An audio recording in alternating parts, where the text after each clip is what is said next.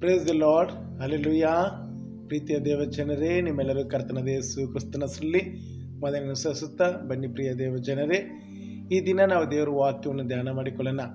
ಪ್ರೀತಿಯ ದೇವಜನರೇ, ಈ ದಿನದ ಧ್ಯಾನಕ್ಕಾಗಿ ಆರಿಸಿಕೊಂಡಂಥ ಭಾಗ ಯೆಹೋಶುವನ ಗ್ರಂಥ 1ನೇ ಅಧ್ಯಾಯ ಅದರ 5ನೇ ವಚನ ನಾವು ಧ್ಯಾನ ಮಾಡಿಕೊಳ್ಳೋಣ.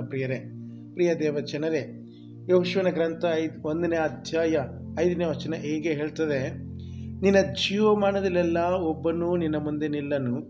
ನಾನು ಮೋಶೆಯ ಸಂಗಡ ಇದ್ದ ಹಾಗೆ ನಿನ್ನ ಸಂಗಡಲೂ ಇರುವೆನು. ನಿನ್ನನ್ನು ಕೈ ಬಿಡುವುದಿಲ್ಲ, ತೊರೆಯುವುದಿಲ್ಲ. ಹಲ್ಲೆಲೂಯಾ. ಎಂಥ ಒಂದು ಸುಂದರವಂತ ವಾಗ್ದಾನ ಈ ಮುಂಚೆನೇ ವೇಳೆಯಲ್ಲಿ ದೇವರು ನಮಗೆ ಮಾಡ್ತಿದ್ದಾನೆ.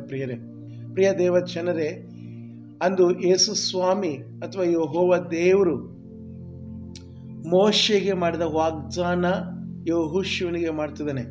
ಯೆಹೋಶುವನಿಗೆ ಮಾಡಿದ ವಾಗ್ದಾನ ಇವತ್ತು ನನ್ನ ನಿಮ್ಮ ಎಲ್ಲರಿಗೂ ಅದು ಅನ್ವಯಿಸುವಂಥದ್ದಾಗಿದೆ. ಪ್ರಿಯರೇ, ಇಲ್ಲಿ ಮೋಶೆ ಕಾಲ ಮುಗಿತು, ಮೋಶೆಯ ನಾಯಕತ್ವ ಮುಗಿತು.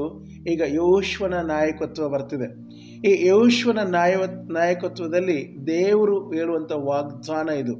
ದೇವರು ಆತನನ್ನು ಬಲಪಡಿಸುವಂಥ ಮಾತುಗಳಿದು. ಏನಂದರೆ, ನಿನ್ನ ಜೀವಮಾನದಲ್ಲೆಲ್ಲ ಒಬ್ಬನೂ ನಿನ್ನ ಮುಂದೆ ನಿಲ್ಲನು. ಹಲ್ಲೆಲೂಯಾ. ಶತ್ರುಗಳಾಗಲಿ ಅಥವಾ ನಮ್ಮ ವಿರೋಧಿಗಳು, ನಮಗೆ ಆಗದೇ ಇರೋರು, ಹಾಗೆಗಳು, ಅಥವಾ ಮಾಟದ ಶಕ್ತಿ, ಮಂತ್ರದ ಶಕ್ತಿ, ಯಾವುದೇ ದುಷ್ಟ ಶಕ್ತಿ, ದುರಾತ್ಮ ಶಕ್ತಿ, ಹೀಗೆ ಶತ್ರುಗಳ ಶಕ್ತಿ ಯಾವ ಶಕ್ತಿಯು ನಿನ್ನ ಮುಂದೆ ನಿಲ್ಲೋದಕ್ಕೆ ಸಾಧ್ಯವಿಲ್ಲ. ಪ್ರಿಯರೇ, ಯಾಕಂದರೆ ದೇವರು ವಾಕ್ಯ ಹೇಳ್ತದೆ, ನಾನು ಮೋಶೆಯ ಸಂಗಡ ಇದ್ದ ಹಾಗೆ ನಿನ್ನ ಸಂಗಡಲೂ ಇರುವೆನು. ಹಲ್ಲೆಲೂಯಾ. ನೋಡ್ರಿ, ತಲಾಂತರಕ್ಕೂ ಯುಗಾಂತರಗಳಿಗೂ ನಮ್ಮ ದೇವರು ನಮ್ಮ ಜೊತೆಯಲ್ಲಿ ಇರುವಾತನಾಗಿದ್ದಾನೆ. ಅನೇಕ ಸಮಯದಲ್ಲಿ ನಾವು ಯಾರನ್ನ ಪರಿಪೂರ್ಣವಾಗಿ ನಂಬಿಕೊಂಡು ಭರವಸೆಯಿಂದ ಕೊನೆ ತನಕ ಇವರು ಇದೇ ರೀತಿಯಲ್ಲಿ ನಮ್ಮ ಜೊತೆಯಲ್ಲಿ ಸ್ನೇಹದಿಂದಲೂ ಸಂಬಂಧದಿಂದಲೂ ಪ್ರೀತಿಯಿಂದಲೂ ಇರ್ತಾರೆ ಎಂಬುದಾಗಿ ನಂಬಿರ್ತೀವೋ, ಅವರೆಲ್ಲ ಇವತ್ತಿನ ದಿವಸದಲ್ಲಿ ಕೆಲವು ಕಾರಣಾಂತರಗಳಿಂದ, ಕೆಲವು ಸಣ್ಣ ಕಾರಣಗಳಿಗೆ ಮನಸ್ತಾಪ ಮಾಡಿಕೊಂಡು ನಮ್ಮನ್ನು ಬಿಟ್ಟು ಹೋಗ್ಬಿಡ್ತಾರೆ. ಆದರೆ ದೇವರು ಯಾವತ್ತಿಗೂ ನಮ್ಮ ಜೊತೆಯಲ್ಲಿ ಇರುವತನಾಗಿದ್ದಾನೆ. ಪ್ರಿಯರೇ, ಮೋಶೆಯ ಸಂಗಡ ಇದ್ದ ಹಾಗೆ ನಾನು ನಿಮ್ಮ ಸಂಗಡಲೂ ಇರ್ತೀನಿ ಎಂಬುದಾಗಿ ವಾಗ್ದಾನ ಮಾಡ್ತಿದ್ದಾನೆ. ಪ್ರಿಯ ದೇವಜನರೇ, ಆತನ ಎಂದಿಗೂ ಕೈ ಬಿಡುವನಿಲ್ಲ. ನೋಡ್ರಿ, ದೇವರು ವಾಕ್ಯ ಹೇಳ್ತದೆ, ನಿನ್ನನ್ನು ಕೈ ಬಿಡುವುದಿಲ್ಲ, ತೊರೆಯುವುದಿಲ್ಲ. ಪ್ರಿಯ ದೇವಜನರೇ, ಇವತ್ತು ಅನೇಕರು ನಮ್ಮನ್ನು ಕೈ ಬಿಡುವವರಾಗಿದ್ದಾರೆ.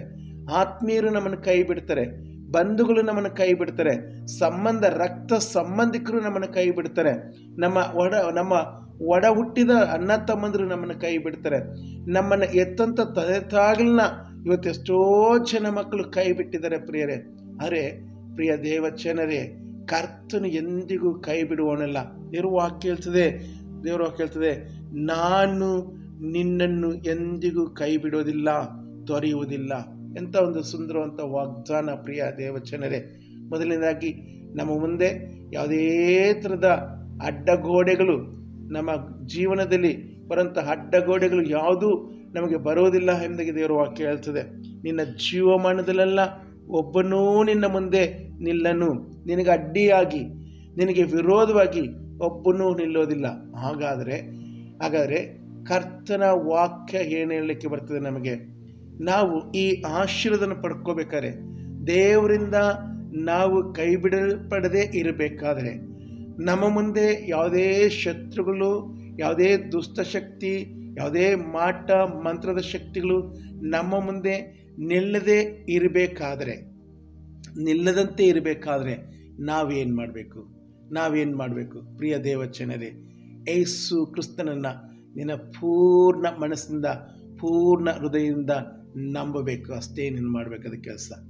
ನಿನ್ನ ಹಳೆಯ ಸ್ವಭಾವಗಳು, ಪಾಪದ ಸ್ವಭಾವಗಳನ್ನ ಸಂಪೂರ್ಣವಾಗಿ ವಿಸರ್ಜನೆ ಮಾಡಬೇಕು. ಅದೇ ನೀನು ಮಾಡಬೇಕಾದ ಕೆಲಸ. ನಿನ್ನ ಹೃದಯವನ್ನು ಪರಿಪೂರ್ಣವಾಗಿ ಪರಿಶುದ್ಧತೆಗೆ ತರಬೇಕು. ಅದೇ ನೀನು ಮಾಡಬೇಕಾದ ಕೆಲಸ. ಬೇರೆ ಏನು ಮಾಡಬೇಕಾಗಿಲ್ಲ.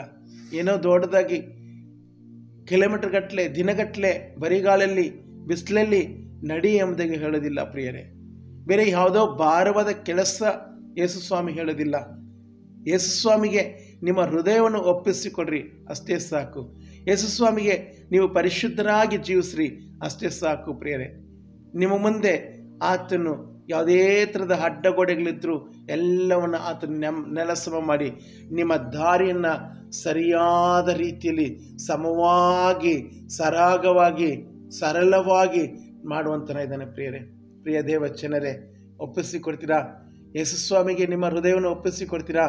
ಯೇಸುಸ್ವಾಮಿಗೆ ಇಲ್ಲಿ ನಿಮ್ಮ ಒಂದೆಲ್ಲ ಪಾಪಗಳನ್ನ ಆರೈಕೆ ಮಾಡಿಕೊಂಡು ಬಿಟ್ಟು ಬಿಡ್ತೀರಾ? ಬಿಟ್ಟು ಬಿಡೋದಾದರೆ ಈ ಆಶೀರ್ವಾದ ನೀವು ಹೊಂದಿಕೊಳ್ಳಬಹುದು. ಅದು ಯಾರೇ ಆಗಿರ್ಬೋದು, ಯಾವುದೇ ಭಾಷೆಯವರಾಗಿರ್ಬೋದು, ಯಾವುದೇ ಬಣ್ಣದವರಾಗಿರ್ಬೋದು, ದೇವರಿಗೆ ಪಕ್ಷಪಾತವಿಲ್ಲ. ದೇವರು ಹೊರಗಿನ ಅಲಂಕಾರ ಅಥವಾ ಹೊರಗಿನ ತೋರಿಕೆ, ಹೊರಗಿನದು ಏನನ್ನು ನೋಡೋದಿಲ್ಲ.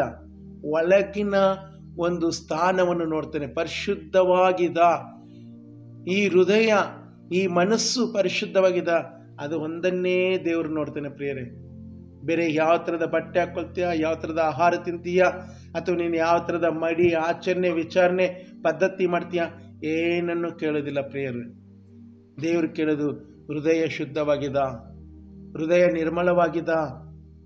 ಆ ಹೃದಯವನ್ನು ದೇವರಿಗೆ ಒಪ್ಪಿಸಿಕೊಡಿದರೆ ಆಶೀರ್ವದಿಸಲ್ಪಡ್ತೀಯ.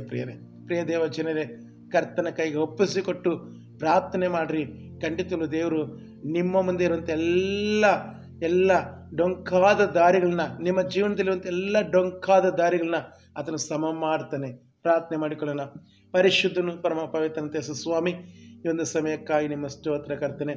ಅಂದ ಸ್ವಾಮಿ ಕರ್ತನೆ, ಯೆಹೋಶುವನಿಗೆ ಕರ್ತನೆ ಮಾಡಿದ ವಾಗ್ದಾನ ಇವತ್ತು ನಮ್ಮ ಜೀವಿತದಲ್ಲಿ ಕೂಡ ನೀವು ನೆರವೇರಿಸಲು ಶಕ್ತನಾಗಿರೋದಕ್ಕಾಗಿ ನಿಮ್ಮ ಸ್ತೋತ್ರ ಸ್ವಾಮಿ.